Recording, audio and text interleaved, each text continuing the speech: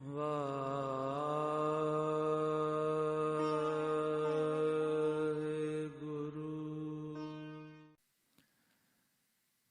ਸਤਿਨਾਮ।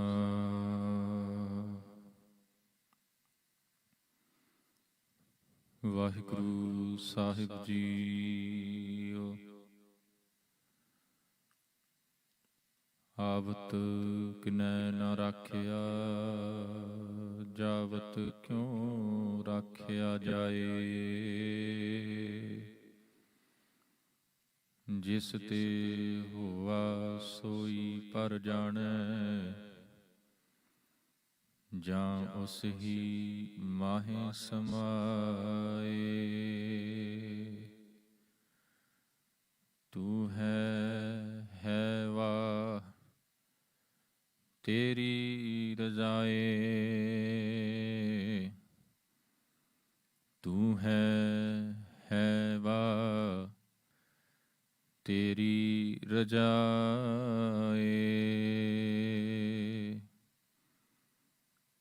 ਜੋ ਉਪਜਿਓ ਸੋ ਬਿਨਸ ਹੈ, ਪਰੋ ਆਜ ਕੈ ਕਾਲ। ਨਾਨਕ ਹਰ ਗੁਣ ਗਾਏ ਲੇ, ਛਾੜ ਸਗਲ ਜੰਜਾਲ। ਨਾਨਕ ਹਰ ਗੁਣ ਗਾਏ ਲੇ,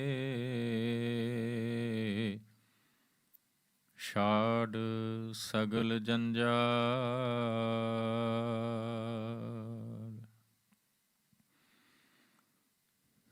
ਪਰਮ ਸਨਮਾਨਯੋਗ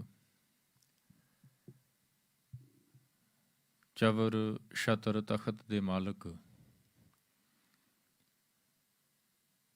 ਜੁਗੋ ਜੁਗ ਅਟਲ ਪਰਮ ਕਿਰਪਾਲੂ ਪਾਤਸ਼ਾਹ ਧੰਨ ਧੰਨ ਗੁਰੂ ਗ੍ਰੰਥ ਸਾਹਿਬ ਮਹਾਰਾਜ ਜੀ ਦੀ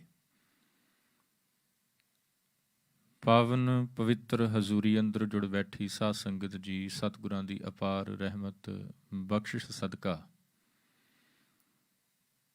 ਅਕਾਲ ਪੁਰਖ ਵਾਹਿਗੁਰੂ ਦੀ ਹੋ ਰਹੀ ਸਿਫਤ ਸਲਾਹ ਦੇ ਵਿੱਚ ਹਾਜ਼ਰੀ ਭਰਨ ਦਾ ਸੁਭਾਗ ਸਮਾਂ ਪ੍ਰਾਪਤ ਹੋਇਆ। ਆਓ ਸਾਧ ਸੰਗਤ, ਜਿੱਥੇ ਬੜੇ ਪਿਆਰ ਦੇ ਨਾਲ ਕੀਰਤਨ ਵਿੱਚ ਹਾਜ਼ਰੀ ਲਵਾਈ ਹੈ, ਉੱਥੇ ਕੁਝ ਕੁ ਸਮਾਂ ਧੰਨ ਗੁਰੂ ਤੇਗ ਬਹਾਦਰ ਮਹਾਰਾਜ ਜੀ ਦਾ ਜੋ ਪਾਵਨ ਸਲੋਕ, ਜੋ ਉਪਜਿਓ ਸੋ ਬਿਨਸ ਹੈ, ਪਰੋ ਆਜ ਕੈ ਕਾਲ। ਨਾਨਕ ਹਰ ਗੁਣ ਗਾਏ ਲੇ, ਛਾੜ ਸਗਲ ਜੰਜਾਲ। ਇਹ 52ਵਾਂ ਸਲੋਕ ਨੰਬਰ 52। ਇਸ ਪਾਵਨ ਸਲੋਕ ਦੀ ਵਿਚਾਰ ਆਪ ਸਰਬੱਤ ਸੰਗਤ ਨਾਲ ਸਾਂਝੀ ਕਰਨੀ ਹੈ। ਸਾਹਿਬ ਜੀ ਕੀ ਬਖਸ਼ਿਸ਼ ਕਰਦੇ ਨੇ? ਕਹਿੰਦੇ ਜੋ ਵੀ ਪੈਦਾ ਹੋਇਆ ਹੈ ਉਸਨੇ ਇੱਕ ਦਿਨ ਖਤਮ ਜ਼ਰੂਰ ਹੋਣਾ ਹੈ। ਬੰਦਗੀ ਕਰ, ਬਾਕੀ ਸਾਰੇ ਜੰਜਾਲ ਛੱਡ ਦੇ। ਸਾਹਿਬ ਜੀ ਕੀ ਸਮਝਾ ਰਹੇ ਨੇ, ਇਹ ਆਪਾਂ ਸਾਰਿਆਂ ਨੇ ਸਮਝਣ ਦੀ ਕੋਸ਼ਿਸ਼ ਕਰਨੀ ਹੈ। ਆਓ ਵਿਚਾਰਾਂ ਦੀ ਆਰੰਭਤਾ ਤੋਂ ਪਹਿਲਾਂ ਦਸਮ ਪਾਤਸ਼ਾਹ ਵੱਲੋਂ ਬਖਸ਼ੀ ਫਤਿਹ ਦੀ ਸਾਂਝ ਪਾਈਏ। ਸਾਰੇ ਪਿਆਰ ਸਤਿਕਾਰ ਨਾਲ ਬੁਲਾਓ ਜੀ। ਵਾਹਿਗੁਰੂ ਜੀ ਕਾ ਖਾਲਸਾ, ਵਾਹਿਗੁਰੂ ਜੀ ਕੀ ਫਤਿਹ। ਜੋ ਪੈਦਾ ਹੋਇਆ ਹੈ ਉਹ ਖਤਮ ਜ਼ਰੂਰ ਹੋਏਗਾ। ਮੇਨ ਪਰਪਸ ਇਸ ਮਨੁੱਖਾ ਜੀਵਨ ਦਾ ਇਹ ਹੈ ਕਿ ਪ੍ਰਮਾਤਮਾ ਦੀ ਬੰਦਗੀ ਕੀਤੀ ਜਾ ਸਕੇ।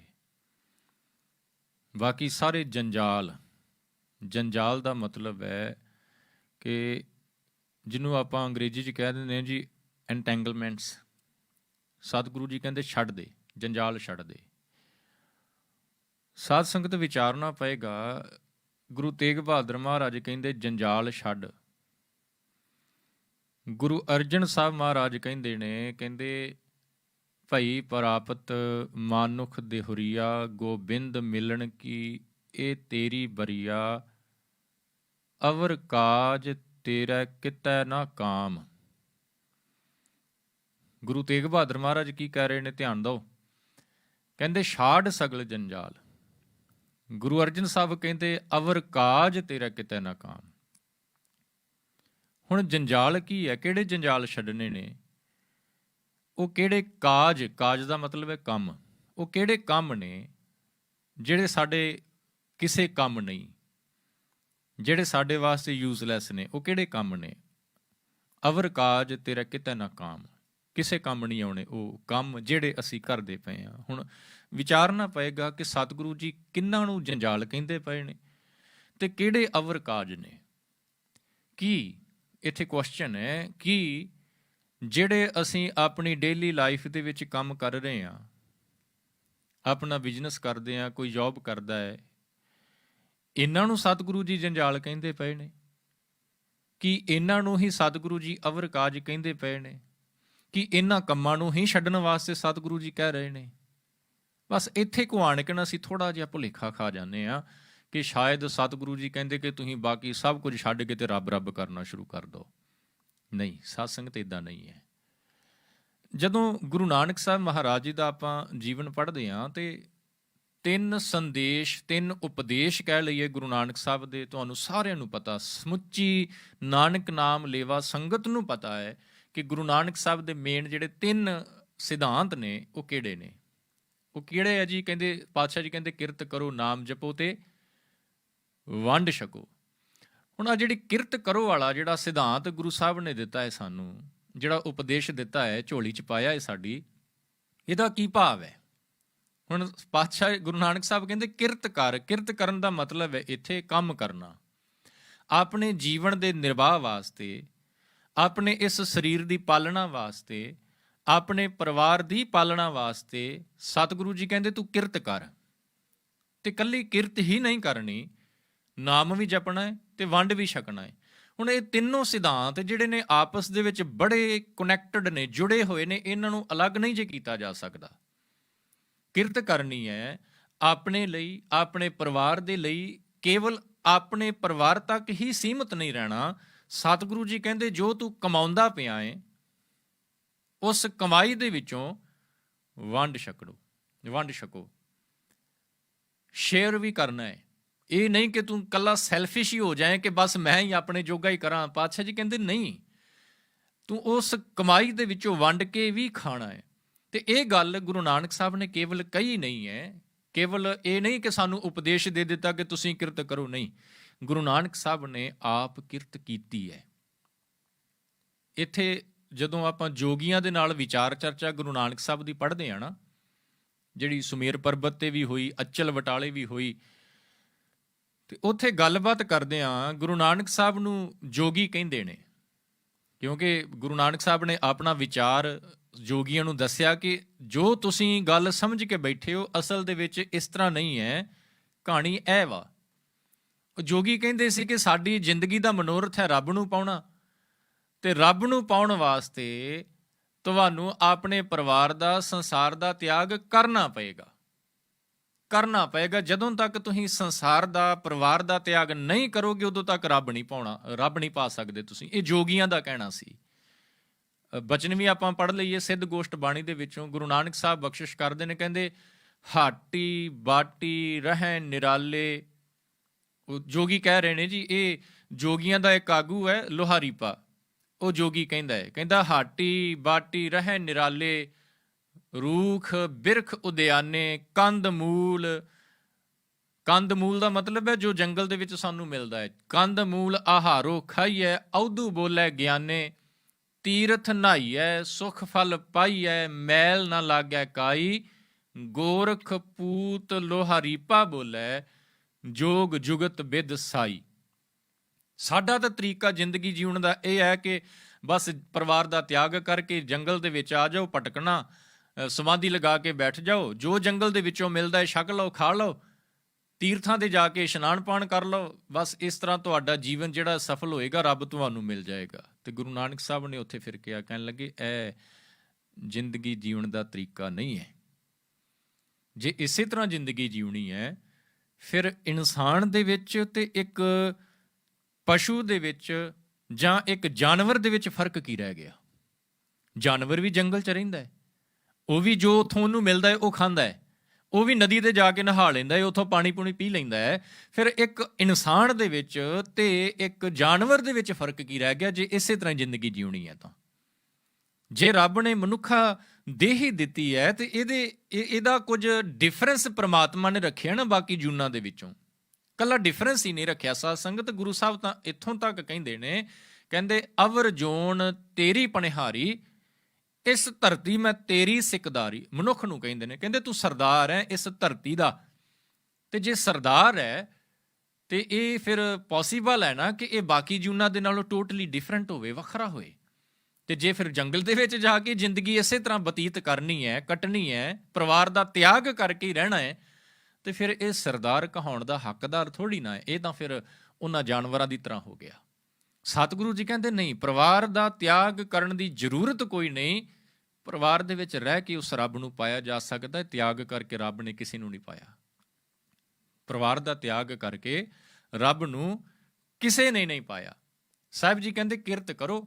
ਗੁਰੂ ਨਾਨਕ ਸਾਹਿਬ ਨੇ ਜਿੱਥੇ ਇਹ ਉਪਦੇਸ਼ ਦਿੱਤਾ ਉੱਥੇ ਆਪ ਕਿਰਤ ਕਰਕੇ ਦਿਖਾਈ ਵੀ, ਆਪ ਕਿਰਤ ਕੀਤੀ ਹੈ। ਤੇ ਜੋਗੀਆਂ ਨੇ ਕਿਹਾ ਵੀ ਜੀ ਗੁਰੂ ਨਾਨਕ ਸਾਹਿਬ ਨੂੰ, ਕਹਿੰਦੇ ਤੁਸੀਂ ਕਹਿੰਦੇ ਹੋ ਕਿ ਪਰਿਵਾਰ ਦਾ ਤਿਆਗ ਨਹੀਂ ਕਰਨਾ ਤੇ ਆਪ ਤੁਸੀਂ ਤਿਆਗ ਕਰਕੇ ਤੁਰੇ ਫਿਰਦੇ ਹੋ। ਆਪ ਕਦੀ ਕਿਤੇ ਜਾਂਦੇ ਹੋ, ਤੁਸੀਂ ਕਦੀ ਕਿਤੇ ਜਾਂਦੇ ਹੋ। ਤੇ ਗੁਰੂ ਨਾਨਕ ਸਾਹਿਬ ਨੇ ਫਿਰ ਉੱਥੇ ਕਿਹਾ ਸੀ, ਕਹਿਣ ਲੱਗੇ ਜਿਹੜਾ ਮੈਂ ਘਰ ਦਾ ਤਿਆਗ ਕੀਤਾ ਨਾ, ਇਹਦਾ ਰੀਜ਼ਨ ਕੁਝ ਹੋਰ ਹੈ। ਤੁਸੀਂ ਤਿਆਗ ਕੀਤਾ ਹੈ ਰੱਬ ਨੂੰ ਪਾਉਣ ਵਾਸਤੇ ਕਿ ਸ਼ਾਇਦ ਇਸ ਤਰ੍ਹਾਂ ਰੱਬ ਮਿਲ ਜਾਏਗਾ, ਕਿਉਂਕਿ ਪਰਿਵਾਰ ਦੇ ਬੰਧਨ ਜੰਜਾਲ ਛਾੜ ਸਗਲ ਜੰਜਾਲ, ਜਿਹੜੀ ਗੁਰੂ ਤੇਗ ਬਹਾਦਰ ਮਹਾਰਾਜ ਕਹਿੰਦੇ ਨੇ, ਕਹਿੰਦੇ ਆ ਪਰਿਵਾਰ ਦੇ ਜਿਹੜੇ ਬੰਧਨ ਨੇ ਰੱਬ ਨਹੀਂ ਮਿਲਣ ਦਿੰਦੇ। ਤੁਸੀਂ ਰੱਬ ਨੂੰ ਪਾਉਣ ਵਾਸਤੇ ਪਰਿਵਾਰ ਨੂੰ ਇੱਕ ਜੰਜਾਲ ਸਮਝ ਕੇ, ਬੰਧਨ ਸਮਝ ਕੇ ਛੱਡਿਆ ਹੈ।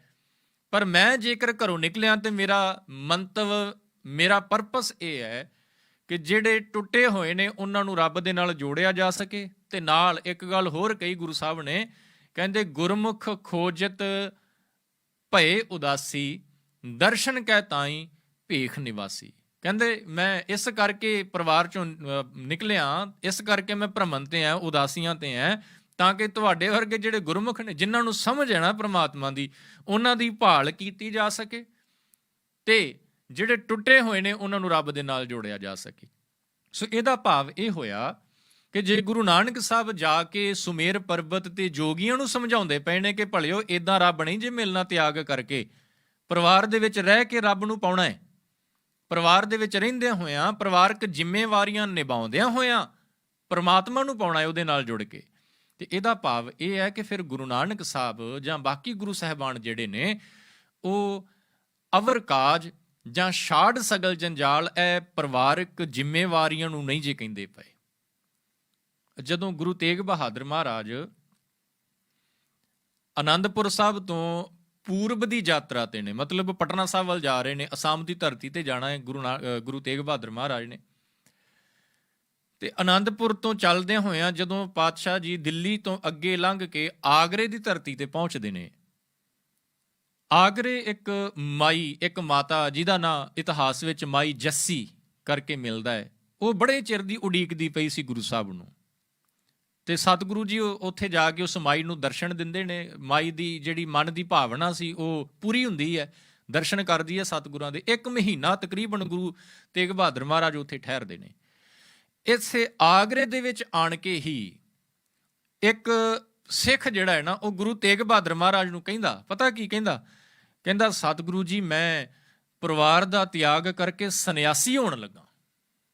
ਧਿਆਨ ਦਿਓ ਸਾਧ ਸੰਗਤ, ਉਹ ਆਣ ਕੇ ਕਹਿੰਦਾ ਗੁਰੂ ਤੇਗ ਬਹਾਦਰ ਮਹਾਰਾਜ ਨੂੰ, ਆਗਰੇ ਵਿੱਚ ਮਿਲਦਾ ਹੈ ਤੇ ਆਣ ਕੇ ਕਹਿੰਦਾ ਮਾਲਕ ਜੀ ਮੈਂ ਸੰਨਿਆਸੀ ਹੋਣ ਲੱਗਾ। ਸੰਨਿਆਸੀ ਦਾ ਮਤਲਬ ਹੈ ਕਿ ਪਰਿਵਾਰ ਦਾ ਤਿਆਗ ਕਰਕੇ ਮੈਂ ਵੀ ਜੰਗਲ ਦੇ ਵਿੱਚ ਜਾ ਕੇ ਭਗਤੀ ਜਿਹੜੀ ਹੈ ਸ਼ੁਰੂ ਕਰਨ ਲੱਗਾ। ਸੰਸਾਰ ਦੇ ਬੰਧਨ ਜਿਹੜੇ ਨੇ ਉਹ ਰੱਬ ਨੂੰ ਪਾਉਣ ਨਹੀਂ ਦਿੰਦੇ। ਪਰਿਵਾਰ ਦੀਆਂ ਜ਼ਿੰਮੇਵਾਰੀਆਂ ਜਿਹੜੀਆਂ ਨੇ ਇਹ ਮਨ ਨੂੰ ਟਿਕਣ ਨਹੀਂ ਦਿੰਦੀਆਂ। ਕਦੇ ਕੋਈ ਜ਼ਰੂਰਤ, ਕਦੇ ਕੋਈ ਜ਼ਰੂਰਤ, ਬੰਧਨ ਬੜੇ ਨੇ, ਮੈਂ ਸੰਨਿਆਸੀ ਹੋਣ ਲੱਗਾ। ਤੇ ਗੁਰੂ ਤੇਗ ਬਹਾਦਰ ਮਹਾਰਾਜ ਨੇ ਉੱਥੇ ਕਿਹਾ, ਕਹਿਣ ਲੱਗੇ ਭਲਿਆ ਤੇਰਾ ਸੰਨਿਆਸੀ ਹੋਣ ਦਾ ਰੀਜ਼ਨ? ਕਹਿੰਦਾ ਜੀ ਰੱਬ ਨੂੰ ਪਾਉਣਾ ਤੇ ਸੰਸਾਰ 'ਚ ਰਹਿ ਕੇ ਪਾ ਨਹੀਂ ਸਕਦਾ। ਅਗਲਾ ਸਵਾਲ ਸੀ ਗੁਰੂ ਤੇਗ ਬਹਾਦਰ ਮਹਾਰਾਜ ਦਾ, ਕਹਿੰਦੇ ਪਰਿਵਾਰ ਹੈ, ਗ੍ਰਸਤੀ ਹੈ? ਹਾਂ ਸਤਿਗੁਰੂ ਜੀ ਪਤਨੀ ਹੈ, 3 ਬੱਚੇ ਨੇ। ਤਾਂ ਹੀ ਤਾਂ ਮਨ ਜਿਹੜਾ ਹੈ ਪਰਮਾਤਮਾ ਦੇ ਨਾਲ ਨਹੀਂ ਜੁੜ ਪਾ ਰਿਹਾ। ਪਤਨੀ ਵੀ ਹੈ, 3 ਬੱਚੇ ਨੇ, ਘਰ ਦੀਆਂ ਜ਼ਿੰਮੇਵਾਰੀਆਂ ਮੇਰੇ ਉੱਤੇ ਨੇ ਤੇ ਮਨ ਜਿਹੜਾ ਹੈ ਨਾ ਉਹ ਟਿਕਦਾ ਨਹੀਂ ਹੈ। ਘਰ ਦੀਆਂ ਜਿਹੜੀਆਂ ਚਿੰਤਾਵਾਂ ਨੇ ਉਹ ਆਣ ਕੇ ਘੇਰ ਲੈਂਦੀਆਂ ਨੇ, ਮਨ ਫਸਿਆ ਰਹਿੰਦਾ ਉਹਨਾਂ ਦੇ ਵਿੱਚ ਹੀ ਤੇ ਜੁੜ ਨਹੀਂ ਪਾਉਂਦਾ ਰੱਬ ਦੇ ਨਾਲ। ਮੈਂ ਰੱਬ ਨੂੰ ਪਾਉਣਾ ਚਾਹੁੰਦਾ, ਇਸ ਕਰਕੇ ਮੈਂ ਪਰਿਵਾਰ ਦਾ ਤਿਆਗ ਕਰਕੇ ਸੰਨਿਆਸੀ ਹੋਣ ਲੱਗਾ। ਤੇ ਗੁਰੂ ਤੇਗ ਬਹਾਦਰ ਮਹਾਰਾਜ ਨੇ ਉੱਥੇ ਵੀ ਉਹਨੂੰ ਸਮਝਾਇਆ, ਕਹਿਣ ਲੱਗੇ ਭਲਿਆ ਰੱਬ ਨੂੰ ਪਾਉਣ ਦਾ ਇਹ ਤਰੀਕਾ ਨਹੀਂ ਹੈ। ਅਸਲ 'ਚ ਰੱਬ ਮਿਲੇਗਾ ਹੀ ਤਾਂ ਜੇਕਰ ਤੂੰ ਪਰਿਵਾਰ ਦੇ ਵਿੱਚ ਰਹਿੰਦਾ ਹੋਇਆ ਉਹਦੀ ਬੰਦਗੀ ਕਰੇਗਾ। ਪਰਿਵਾਰ ਨੂੰ ਪਾਲਣਾ ਵੀ ਨਾ, ਸਤਿਗੁਰੂ ਜੀ ਦਾ ਉੱਥੇ ਉਪਦੇਸ਼ ਹੈ ਜੀ, ਕਹਿੰਦੇ ਪਰਿਵਾਰ ਨੂੰ ਪਾਲਣਾ ਵੀ ਇੱਕ ਤਰ੍ਹਾਂ ਦੀ ਸੇਵਾ ਹੈ। ਪਰਿਵਾਰ ਨੂੰ ਪਾਲਣਾ ਵੀ ਇੱਕ ਤਰ੍ਹਾਂ ਦੀ ਸੇਵਾ ਹੈ। ਪਰਿਵਾਰ ਦੀ ਜ਼ਿੰਮੇਵਾਰੀ ਨਿਭਾਉਣੀ ਵੀ ਇੱਕ ਤਰ੍ਹਾਂ ਦੀ ਸੇਵਾ ਹੈ।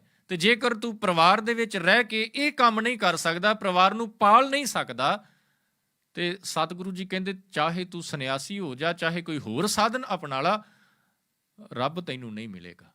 ਜੇ ਰੱਬ ਪਾਉਣਾ ਹੈ ਤੇ ਫਿਰ ਪਰਿਵਾਰ ਦੇ ਵਿੱਚ ਰਹਿੰਦਿਆਂ ਹੋਇਆਂ ਉਹਦੀ ਬੰਦਗੀ ਕਰਨੀ ਪਏਗੀ। ਇੱਕ ਵਾਰ ਇਹੀ ਗੱਲ ਨਾ ਭਗਤ ਤ੍ਰਿਲੋਚਨ ਜੀ ਨੇ ਭਗਤ ਨਾਮਦੇਵ ਨੂੰ ਵੀ ਕਹੀ ਸੀ। ਸੇਮ ਗੱਲ ਭਗਤ ਤ੍ਰਿਲੋਚਨ ਜੀ ਨੇ ਭਗਤ ਨਾਮਦੇਵ ਜੀ ਨੂੰ ਕਹੀ ਸੀ। ਇਹਨਾਂ ਦੋਨਾਂ ਦਾ ਜਿਹੜਾ ਸਮਾਂ ਹੈ ਨਾ ਸਾਧ ਸੰਗਤ, ਟਾਈਮ ਪੀਰੀਅਡ ਜਿਹੜਾ ਉਹ ਸੇਮ ਹੈ, ਤੇ ਇਲਾਕਾ ਵੀ, ਏਰੀਆ ਵੀ ਇਹਨਾਂ ਦਾ ਤਕਰੀਬਨ ਸੇਮ ਹੀ ਹੈ। ਭਗਤ ਤ੍ਰਿਲੋਚਨ ਜੀ ਤੇ ਭਗਤ ਨਾਮਦੇਵ ਜੀ, ਇਹਨਾਂ ਦੋਨਾਂ ਦੀ ਬਾਣੀ ਗੁਰੂ ਗ੍ਰੰਥ ਸਾਹਿਬ ਮਹਾਰਾਜ ਵਿੱਚ ਦਰਜ ਹੈ। ਭਗਤ ਤ੍ਰਿਲੋਚਨ ਜੀ ਨੇ ਇੱਕ ਦਿਨ ਭਗਤ ਨਾਮਦੇਵ ਜੀ ਨੂੰ ਕੰਮ ਕਰਦਿਆਂ ਦੇਖਿਆ ਜੀ, ਕੱਪੜੇ ਰੰਗਦੇ ਪਏ ਸੀ, ਦੇਖਿਆ ਤੇ ਲੰਘਦਿਆਂ ਕਹਿ ਦਿੱਤਾ, ਕਹਿਣ ਲੱਗੇ ਨਾਮਦੇਵ ਜੀ ਸਾਰਾ ਦਿਨ ਕੰਮ 'ਚ ਹੀ ਰੁੱਝੇ ਰਹਿੰਦੇ ਹੋ, ਕਿਤੇ ਰੱਬ ਨੂੰ ਵੀ ਯਾਦ ਕਰ ਲਿਆ ਕਰੋ। ਕੰਮ ਦੇ ਵਿੱਚ ਹੀ ਲੱਗੇ ਰਹਿੰਦੇ ਹੋ, ਕਿਤੇ ਰੱਬ ਨੂੰ ਵੀ ਯਾਦ ਕਰ ਲਿਆ ਕਰੋ। ਤੇ ਭਗਤ ਨਾਮਦੇਵ ਜੀ ਨੇ ਅੱਗੋਂ ਜਵਾਬ ਦਿੱਤਾ, ਕਹਿਣ ਲੱਗੇ ਤ੍ਰਿਲੋਚਨ ਜੀ ਕੀ ਨਾਮ ਜਪਣ ਦੇ ਲਈ ਸਾਨੂੰ ਆਪਣੇ ਘਰ ਦੇ ਕੰਮ ਛੱਡਣੇ ਪੈਣਗੇ? ਕੀ ਬੰਦਗੀ ਕਰਨ ਦੇ ਲਈ ਸਾਨੂੰ ਆਪਣੇ ਘਰ ਦੇ ਕੰਮਾਂ ਦਾ ਤਿਆਗ ਕਰਨਾ ਪਏਗਾ? ਨਾਮਦੇਵ ਜੀ ਕਹਿੰਦੇ ਨਹੀਂ, ਜ਼ਰੂਰੀ ਨਹੀਂ ਹੈ ਕਿ ਤੁਸੀਂ ਆਪਣੇ ਘਰ ਦੇ ਕੰਮ ਛੱਡ ਕੇ ਤੇ ਫਿਰ ਬੰਦਗੀ ਕਰੋ। ਬੰਦਗੀ ਕਹਿੰਦੇ ਕੰਮ ਕਰਦਿਆਂ ਵੀ ਹੋ ਸਕਦੀ ਹੈ। ਨਾਮਾ ਮਾਇਆ ਮੋਹਿਆ ਕਹੈ ਤਿਲੋਚਨ ਮੀਤ, ਕਾਹੇ ਸ਼ੀਪੋ ਸ਼ਾਇਲੇ ਰਾਮ ਨਾ ਲਾਵੋ ਚੀਤ। ਭਗਤ ਤ੍ਰਿਲੋਚਨ ਜੀ ਕਹਿੰਦੇ ਪਏ ਨੇ, ਕਹਿੰਦੇ ਨਾਮਾ ਮਾਇਆ ਮੋਹਿਆ, ਤੁਸੀਂ ਮਾਇਆ ਦੇ ਮੋਹ ਵਿੱਚ ਰੰਗੇ ਗਏ, ਘਰ ਦੇ ਕੰਮਾਂ 'ਚ ਹੀ ਫਸ ਗਏ ਤੁਸੀਂ ਤਾਂ। ਕਾਹੇ ਸ਼ੀਪੋ ਸ਼ਾਇਲੇ ਰਾਮ ਨਾ ਲਾਵੋ ਚੀਤ, ਰੱਬ ਦੇ ਨਾਲ ਆਪਣੇ ਚਿੱਤ ਨੂੰ ਕਿਉਂ ਨਹੀਂ ਲਾਉਂਦੇ, ਬੰਦਗੀ ਕਿਉਂ ਨਹੀਂ ਕਰਦੇ? ਤੇ ਨਾਮਦੇਵ ਜੀ ਨੇ ਅੱਗੋਂ ਜਵਾਬ ਦਿੱਤਾ, ਕਹਿੰਦੇ ਜਿਹੜਾ ਪਰਮਾਤਮਾ ਦਾ ਨਾਮ ਜਪਣਾ ਹੈ ਨਾ, ਨਾਮਾ ਕਹੇ ਤਿਲੋਚਨਾ ਮੁਖ ਤੇ ਰਾਮ ਸੰਭਾਲ, ਹਾਥ ਪਾਉ ਕਰ ਕੰਮ ਸਭ ਚੀਤ ਨਿਰੰਜਨ ਨਾਲ। ਹੱਥ ਪੈਰਾਂ ਦੇ ਨਾਲ ਕੰਮ ਕਰਦਿਆਂ ਆਪਣੇ ਚਿੱਤ ਨੂੰ ਉਸ ਰੱਬ ਨਾਲ ਜੋੜਿਆ ਜਾ ਸਕਦਾ। ਅਗਲਾ ਕੁਐਸਚਨ ਸੀ ਭਗਤ ਤ੍ਰਿਲੋਚਨ ਜੀ ਦਾ, ਕਹਿੰਦੇ ਮੰਨ ਲੈਣਾ ਮੈਂ ਤੁਹਾਡੀ ਗੱਲ ਕਿ ਹੱਥ ਪੈਰਾਂ ਦੇ ਨਾਲ ਕੰਮ ਕਰਨਾ ਹੈ ਤੇ ਚਿੱਤ ਨੂੰ, ਆਪਣੇ ਮਨ ਨੂੰ ਉਹਦੇ ਨਾਲ ਜੋੜਿਆ ਜਾ ਸਕਦਾ ਹੈ, ਬਟ ਹਾਊ, ਕਿਵੇਂ? ਫਿਰ ਐਗਜ਼ਾਮਪਲ ਦਿੰਦੇ ਨੇ ਭਗਤ ਨਾਮਦੇਵ ਜੀ। ਉਹਨਾਂ ਦਾ ਸ਼ਬਦ ਹੈ, ਕਹਿੰਦੇ ਜਿਸ ਤਰ੍ਹਾਂ ਆਨੀਲੇ ਕਾਗਦ ਕਾਟੀਲੇ ਗੂਡੀ ਆਕਾਸ਼ ਮਦੇ ਭਰਮੀ ਅਲੇ, ਪੰਚ ਜਨਾ ਸਿਉ ਬਾਤ ਬਤਊਆ ਚੀਤ ਸੋ ਡੋਰੀ ਰਾਖੀ ਅਲੇ। ਕਹਿੰਦੇ ਬੱਚਿਆਂ ਨੂੰ ਪਤੰਗ ਉਡਾਉਂਦਿਆਂ ਦੇਖਿਆ ਕਦੇ? 2-3 ਬੱਚੇ ਦੋਸਤ ਜਿਹੜੇ ਨੇ ਇਕੱਠੇ ਹੋ ਕੇ ਪਤੰਗ ਉਡਾਉਂਦੇ ਪਏ ਨੇ, ਪਤੰਗ ਆਕਾਸ਼ ਵਿੱਚ ਉੱਡ ਰਹੀ ਹੈ, ਧਾਗਾ ਡੋਰ ਜਿਹੜੀ ਹੈ ਹੱਥ ਵਿੱਚ ਫੜੀ ਹੋਈ ਹੈ, ਗੱਲਾਂ ਆਪਸ ਵਿੱਚ ਤਿੰਨੇ ਕਰਦੇ ਪਏ ਨੇ। ਨਾਮਦੇਵ ਜੀ ਕਹਿੰਦੇ ਚਾਹੇ ਉਹ ਆਪਸ 'ਚ ਗੱਲਾਂ ਕਰਦੇ ਪਏ ਨੇ ਤਿੰਨੋਂ ਹੀ, ਪਰ ਜਿਹੜਾ ਪਤੰਗ ਉਡਾ ਰਿਹਾ ਨਾ, ਜਿਹਦੇ ਹੱਥ ਵਿੱਚ ਉਹ ਥ੍ਰੈਡ ਹੈ, ਧਾਗਾ ਹੈ, ਡੋਰ ਹੈ, ਉਹਦਾ ਮਨ ਜਿਹੜਾ ਨਾ ਆਕਾਸ਼ ਵਿੱਚ ਉੱਡਦੀ ਹੋਈ ਪਤੰਗ ਦੇ ਨਾਲ ਜੁੜਿਆ ਹੋਇਆ, ਗੱਲਾਂ ਆਪਣੇ ਮਿੱਤਰਾਂ ਦੇ ਨਾਲ ਕਰਦਾ ਪਿਆ ਹੈ। ਬਿਲਕੁਲ ਇਸੇ ਤਰ੍ਹਾਂ ਕਹਿੰਦੇ ਘਰ ਦੇ ਕੰਮ ਕਰਦਿਆਂ ਹੋਇਆਂ ਹੱਥਾਂ ਪੈਰਾਂ ਦੇ ਨਾਲ ਆਪਣੇ ਮਨ ਨੂੰ ਉਸ ਰੱਬ ਦੇ ਨਾਲ ਜ਼ਰੂਰ ਜੋੜਿਆ ਜਾ ਸਕਦਾ ਹੈ। ਗੁਰੂ ਤੇਗ ਬਹਾਦਰ ਮਹਾਰਾਜ ਕਹਿੰਦੇ ਭਲਿਆ ਪਰਿਵਾਰ ਨੂੰ ਛੱਡ ਕੇ ਰੱਬ ਨੂੰ ਕਿਸੇ ਨੇ ਨਹੀਂ ਪਾਇਆ। ਜੇ ਪਾਉਣਾ ਹੈ ਤੇ ਘਰ ਦੀਆਂ ਜ਼ਿੰਮੇਵਾਰੀਆਂ ਨਿਭਾਉਂਦਿਆਂ ਹੋਇਆਂ ਉਸ ਨੂੰ ਪਾਇਆ ਜਾ ਸਕਦਾ ਹੈ।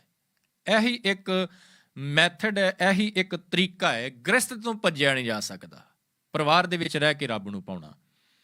ਤੇ ਸਾਧ ਸੰਗਤ ਫਿਰ ਅਵਰ ਜੰਜਾਲ ਕਿਹੜੇ ਨੇ, ਅਵਰ ਕਾਜ ਕਿਹੜੇ ਨੇ? ਛਾੜ ਸਗਲ ਜੰਜਾਲ, ਗੁਰੂ ਤੇਗ ਬਹਾਦਰ ਮਹਾਰਾਜ ਕਹਿ ਰਹੇ ਨੇ। ਕਿਹੜੇ ਜੰਜਾਲ ਨੇ?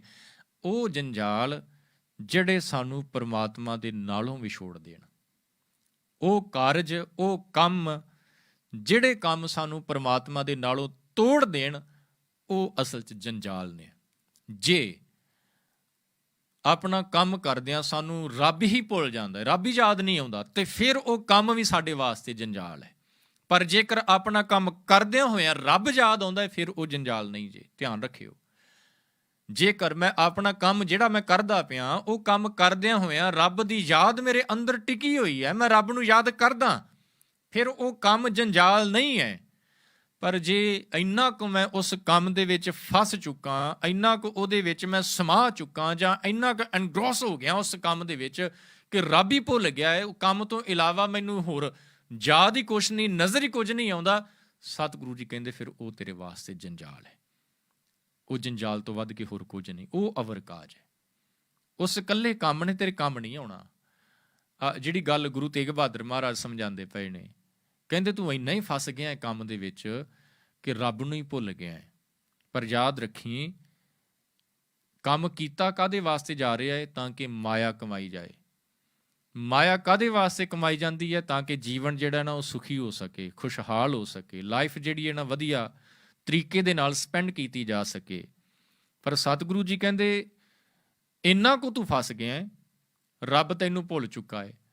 ਇੱਥੇ ਗੁਰੂ ਤੇਗ ਬਹਾਦਰ ਮਹਾਰਾਜ ਸਾਨੂੰ ਰਿਮਾਈਂਡ ਕਰਾਉਂਦੇ ਪਏ ਨੇ। ਕੀ ਰਿਮਾਈਂਡ ਕਰਾ ਰਹੇ ਨੇ? ਕਹਿੰਦੇ ਜੋ ਉਪਜਿਓ ਸੋ ਬਿਨਸ ਹੈ। ਜੋ ਪੈਦਾ ਹੋਇਆ ਹੈ ਉਹਨੇ ਖਤਮ ਹੋਣਾ ਹੈ ਇੱਕ ਦਿਨ। ਜੋ ਕੁਝ ਵੀ ਸਾਨੂੰ ਨਜ਼ਰ ਆ ਰਿਹਾ ਹੈ ਨਾ ਆਪਣੀਆਂ ਅੱਖਾਂ ਦੇ ਨਾਲ, ਉਹ ਸਭ ਕੁਝ ਇੱਕ ਦਿਨ ਖਤਮ ਹੋਏਗਾ। ਹੋ ਰਿਹਾ ਹੈ ਹੌਲੀ ਹੌਲੀ, ਤੁਹਾਨੂੰ ਸਾਰਿਆਂ ਨੂੰ ਪਤਾ ਹੈ, ਕੋਈ ਲੁਕਿਆ ਨਹੀਂ ਹੈ। ਹੌਲੀ ਹੌਲੀ ਸਭ ਕੁਝ ਖਤਮ ਹੁੰਦਾ ਪਿਆ ਹੈ। ਸਤਿਗੁਰੂ ਜੀ ਕਹਿੰਦੇ ਜੇ ਸਭ ਕੁਝ ਖਤਮ ਹੋਣਾ ਹੈ ਤੇ ਫਿਰ ਇਹਨਾਂ ਜੰਜਾਲਾਂ ਦੇ ਵਿੱਚ ਫਸਣ ਦਾ ਕੀ ਮਤਲਬ? ਫਿਰ ਉਹ ਕੰਮ ਕਰਨਾ ਜਿਹੜਾ ਕੰਮ ਕਰਨ ਵਾਸਤੇ ਤੂੰ ਇਸ ਦੁਨੀਆ 'ਚ ਆਇਆ ਹੈ। ਕਿਹੜਾ ਕੰਮ ਜੀ? ਨਾਨਕ ਹਰ ਗੁਣ ਗਾਏ ਲੈ। ਨਾਨਕ ਹਰ ਗੁਣ ਗਾਏ ਲੈ, ਪਰਮਾਤਮਾ ਦੀ ਬੰਦਗੀ ਕਰ, ਉਹਦੀ ਯਾਦ ਵਿੱਚ ਜੁੜ। ਜਦੋਂ ਉਹਦੀ ਯਾਦ ਵਿੱਚ ਜੁੜੇਗਾ ਤੇਰਾ ਜੀਵਨ ਸਫਲ ਹੋਏਗਾ। ਫਿਰ ਇਹ ਜਿਹੜੇ ਤੂੰ ਆਪਣੇ ਪਰਿਵਾਰ ਦੇ ਲਈ ਕਾਰਜ ਕਰੇਗਾ, ਕੰਮ ਕਰੇਗਾ ਨਾ, ਉਹ ਫਿਰ ਜੰਜਾਲ ਨਹੀਂ ਰਹਿਣਗੇ, ਕਿਉਂਕਿ ਨਾਲ ਤੇਰੀ ਬੰਦਗੀ ਚੱਲਦੀ ਪਈ ਹੈ। ਦੋਨੋਂ ਹੀ ਕੰਮ ਇਕੱਠੇ ਹੋ ਰਹੇ ਨੇ।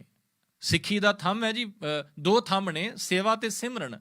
ਜਿਵੇਂ ਗੁਰੂ ਤੇਗ ਬਹਾਦਰ ਮਹਾਰਾਜ ਨੇ ਉਸ ਆਗਰੇ ਵਾਲੇ ਸਿੱਖ ਨੂੰ ਕਿਹਾ ਸੀ ਕਿ ਪਰਿਵਾਰ ਦੀ ਪਾਲਣਾ ਵੀ ਇੱਕ ਪ੍ਰਕਾਰ ਦੀ ਸੇਵਾ ਹੈ, ਤੇ ਜਦੋਂ ਤੂੰ ਨਾਨਕ ਹਰ ਗੁਣ ਗਾਏ ਲੈ, ਉਹ ਉਸ ਰੱਬ ਦੀ ਬੰਦਗੀ ਕਰਨੀ ਸਟਾਰਟ ਕਰ ਦੇਗਾ, ਨਾਲ ਪਰਿਵਾਰ ਦੀ ਪਾਲਣਾ ਚੱਲਦੀ ਪਈ ਹੈ, ਸੇਵਾ ਵੀ ਹੋ ਗਈ ਤੇ ਸਿਮਰਨ ਵੀ ਹੋ ਗਿਆ।